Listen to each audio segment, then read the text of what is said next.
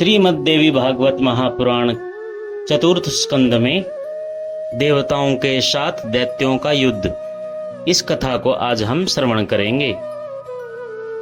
जनमेजय जी ने व्यास जी से पूछा, जब तप को ही अपना सर्वस्व मानने वाले नर और नारायण भगवान विष्णु के अंशावतार थे, तो उनका प्रहलाद का परस्पर संघर्ष क्यों प्रारंभ हो गया?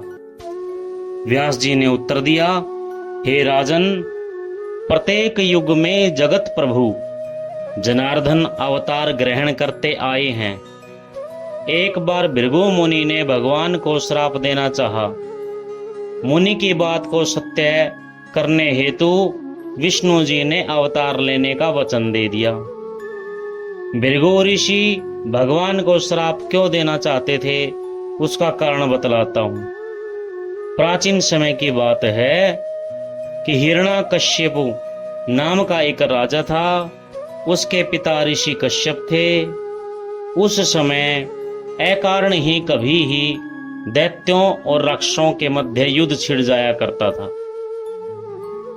ऐसे ही एक युद्ध में हिरण्यकश्यपु के मर जाने पर उनका पुत्र प्रहलाद राजगद्दी पर बैठ गया।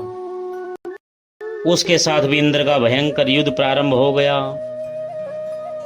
देवताओं ने इतनी तत्परता से युद्ध किया कि प्रहलाद हार गया। इस पर प्रहलाद विरोचन कुमार बलि को राजा बनाकर स्वयं गंधमादन पर्वत पर तपस्या करने के लिए चले गए। राज्य पाने पर बलि का भी देवताओं के साथ भयंकर देवासुर संग्राम छिड़ गया। भगवान विष्णु ने इंद्र की सहायता करके दैत्यों को राज्यों से छुड़ा लिया।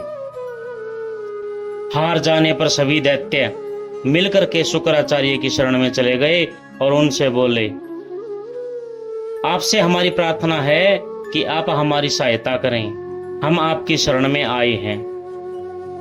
मुनिवर शुक्राचार्य बड़े दयालु थे। दैत्यों की शरण में आ जाने पर उन्होंने उनसे कहा कि डरो मत, मंत्र द्वारा मैं तुम्हारी हमेशा सहायता करूंगा। कुछ समय तक प्रतीक्षा करो, मैं मंत्र की प्राप्ति और अभ्यास के लिए भगवान शंकर के पास जाता हूं। उधर दैत्यों ने तपस्वी का संवांग करके तपस्या आरंभ कर दी। शुक्राचार्य जी के आने की प्रतीक्षा करते हुए दैत्य कश्यप जी के आश्रम में प्रतीक्षा कर रहे थे। कुछ समय बाद शुक्राचार्य कैलाश पर्वत पर पहुंच गए। उन्होंने भगवान शंकर को प्रणाम किया। भगवान शंकर ने एक अत्यंत मुश्किल व्रत करने के लिए मुनि को आदेश दिया और बोले, पूरे 1000 वर्ष तक सिर नीचा करके कण मात्र धूम्रपान करते हुए व्रत करो। व्यास जी कहते हैं, भगवान शंकर द्वारा बताए गए श्रेष्ठ व्रत को करने में शुक्राचार्य लग गए। वे केवल धुएं के आहार पर रहने लगे। उधर शस्त्रों से सज्जित देवताओं को आया देखकर राक्षस डर से घबरा गए। देवताओं ने उन्हें चारों ओर से घेर लिया। वे डर करके शुक्राचार्य जी की माता की शरण में चले गए। उन्हें घबराया हुआ देखकर शुक्राचार्य की माता ने उन्हें अभय का देने का वचन कर दिया। कहने लगी कि आप लोग डरो मत, तुम मेरे पास रहो। मेरे पास रहने पर तुम्हें कोई भी डर नहीं सताएगा। कहने लगी कि मैं अभी इंद्र सहित सभी देवताओं को नींद के चंगुल में फंसा देती हूं।